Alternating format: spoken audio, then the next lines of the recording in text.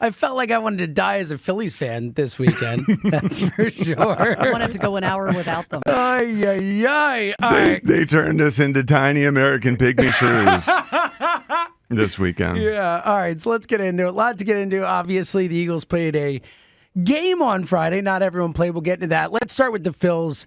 Obviously, we came in on Friday after the win against the Diamondbacks, the first game of the series.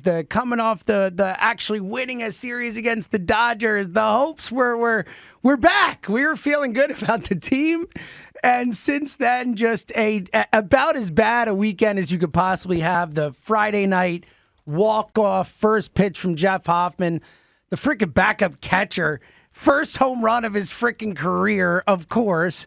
Lose that way, and then the weekend was over. Then they just get trounced. They give up 23 runs over the next two games, John. And it was bad. It it ugly. looked It was disgusting. Ugly. It was ugly. The baseball was gross. And there's no change in that. We know that these guys just were not focused the way they needed to be. The West Coast swings, historically, we know they're tough on a team, but man, I truly did imagine that we were emerging from the other side of something, and I thought that this had started out well, the way we played against the Dodgers, even the way we played out the gates against Arizona. It felt like, they're a tough team, but we're neck and neck. And we're showing we got some resiliency, and then, holy cow, we did not show any resiliency whatsoever. Maybe it was the way that we lost, wasn't it? It was the Hoffman unlikely homer, walk-off homer last Friday. It just, holy cow, that's Jeff Hoffman. That doesn't happen to Jeff Hoffman. It felt like a blip that we could just say, oh, it's a passing. Passing pain, never happened again, but then it did, and then it got worse, and then the bats went quieter, and it didn't matter how good anyone pitched because we were asleep at the plate, and our approach got worse, and we started once again pressing, and the leaders got frustrated, and story of the recent season, we're watching our team look like just a pale facsimile of the team we thought we had just a month ago. Just before the All-Star break, this team, holy cow, all 8 cylinders. Now we got one left maybe. And I hope I don't think this is our team. I don't think this is the way we'll look when it matters. And I would much prefer that we time it up, that we are peaking when the postseason starts. But man, we better start timing that up. We better start the rise to that peak, because it looks to me like Arizona is playing the best baseball in the major leagues, and maybe that's a little early. So I don't want to be in that boat. I sure don't want to look like we look right now when the playoffs start. They got to figure out a way to, bridge that gap. And I had cause to worry watching this destruction when it's, 11-1, when it's 12-5, when it just looks like we're not even competitive and it's sloppy baseball. That is scary to think about. Hey, why does it look like this? Can our team get it back? Can they flip a switch?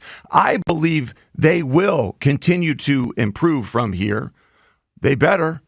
They've got the talent to. It's confounding to me that it looks as bad as it looks sometimes. But like I said, I would rather be struggling now than struggling in the postseason when it really matters. Well, I agree with that, but I mean, if they don't flip a switch, they're not winning. I mean, the team that we're watching right now is absolutely not good enough. I mean, after Bohm in the lineup, it's basically like 5 outs. I mean, they have been a disaster from an offensive perspective. Plus, the one thing that we were hanging our hats on, and even then, Cassie's been okay, but like the bottom of the lineup has been.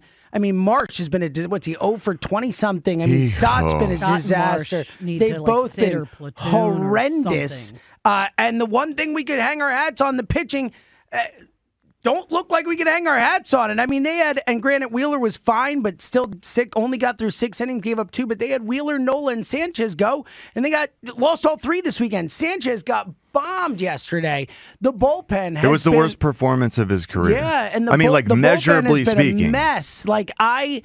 I'm starting to get a little concerned. Now, I'm with you in the sense that, look, they're still well out in front in the division. Now, the National League itself is much more in question. The Dodgers are there with them for the best record now. The Brewers are only a couple games behind them. It's getting tight from that perspective. The whole, get a bye in the first round thing is certainly in peril.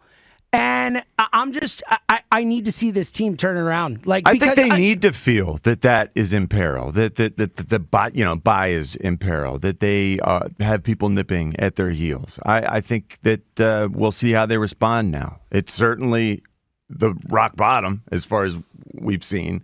It can't get any worse. It's only up. Well, let's hope. 215-592-9494. Yeah.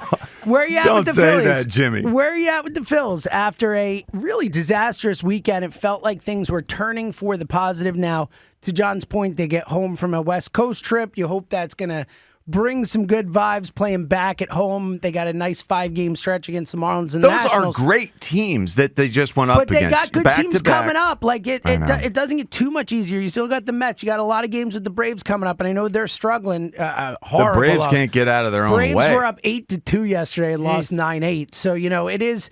The Phillies are getting some help, but ultimately, to your point, at the end of the day, if they're not playing well in October or September into October, it doesn't matter what kind of breaks they get until then, they're going to lose. 215-592-9494. The Phillies are on the table also this weekend.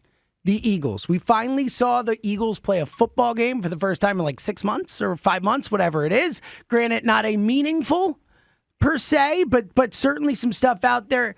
No starters, John, offensively. We did see some defensive starters. We'll get into the game in detail coming up next, but what were your big picture takeaways from Friday night?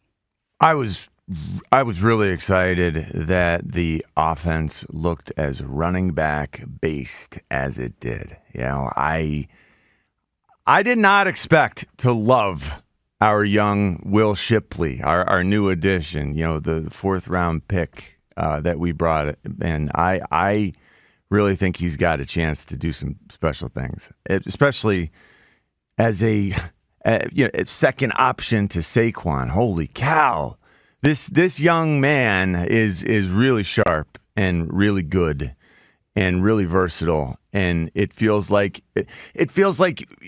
all the excitement I had about Cooper DeJean on the defensive side of things, that was halted by his injury, and frustrating. We got the same sort of concept in Cooper DeJean on the offensive side and Will Shipley. He really is a guy who can do a little bit of a lot of things really, really well. And I think they're going to utilize that. And I know they're going to utilize Saquon, and it sort of fits into this concept I have in my mind of what this offense can be, running the football well and putting that conundrum on a defense every single snap. I'm really excited about the offense. I'm really perturbed that we didn't see any starters. Joe Burrow played. Patrick Mahomes, Jordan Love, our opponent in Brazil. He played a 65-yard bomb. Yeah. And he looked good. Why do our starters get treated, better than Patrick Mahomes and Joe Burrow? I don't agree with that decision. And even if it's just one series, even if it's just 10 plays or 15 plays, I want our guys to get in there and get snaps at some point this preseason, and I will be incredibly disappointed if they don't. Well, that doesn't bother me as much. I get your point. It just doesn't bother me they weren't out there. I will say I was impressed with the rookies. Johnny Wilson, another guy. Johnny Wilson's going to be awesome. He looked pretty good, man. He's so useful. He's so versatile. Defenses will never be right. They can't match up with them. Do you put a linebacker on them? Do you put the faster DB, a safety, a cornerback? It's impossible to match up, and then he will maul you in the run game. What we saw in the run game is so exciting from Johnny Wilson. Just getting after people, blocking like a really good blocking tight end in space. Like, that's incredible. The level of athleticism that you have to have, the requisite athleticism to be able to latch on in space, it's really difficult. He's got that athleticism. And then, oh, by the way, he's 6'7", 240 pounds on top of it, blocking these tiny little gnats that he can swat around and brutalize. It's awesome. And he takes it personally, too. And he's one of those guys who locks on and just keeps charging. He'll run you out of bounds. So I love that. I can't wait to see more. I can tell the excitement is effusive there. I really thought Quinyon exciting. Mitchell looked great. There was a lot. That's another thing. Almost a pick right out the gates, just a handful of plays. Quinyon Mitchell, he's gonna take some chances and he's gonna guess right a lot of times. He's got that instinct and the that closing you look speed for. too, and the closing speed. He's a 4'3" guy. High 4'2", 4'3" guy with size and instinct. 215-592-9494. A lot on the table. We'll also get into gold medal winner Joel Embiid, the biggest win of Joel Embiid's career for whatever that's worth. We'll dive into the Embiid thing and your calls on the Phillies. How you feeling, man? I mean, this is a check where we're at type of morning after a disastrous weekend in Arizona. Again, 23 runs given up the last two games. The walk-off on Friday night just couldn't have gone worse after, for the first time in a while, we had started to feel some positivity about the Phils. Where you at after the weekend? And Friday night, we saw some Eagles football, the rookies, the offense, the defense. We saw real starters play. We're going to get Richie's thoughts on what he saw from some of the important players on defense who were in there. I like the linebacking play, too. We'll get into that. Aside from the opening drive, holy cow, Zach Bond what was he doing? We'll get into that coming up. Richie's thoughts on that, plus your calls, 215-592-9494. Phillies, Eagles, Embiid, a lot on the table today with you. It's the morning show. We're coming right back.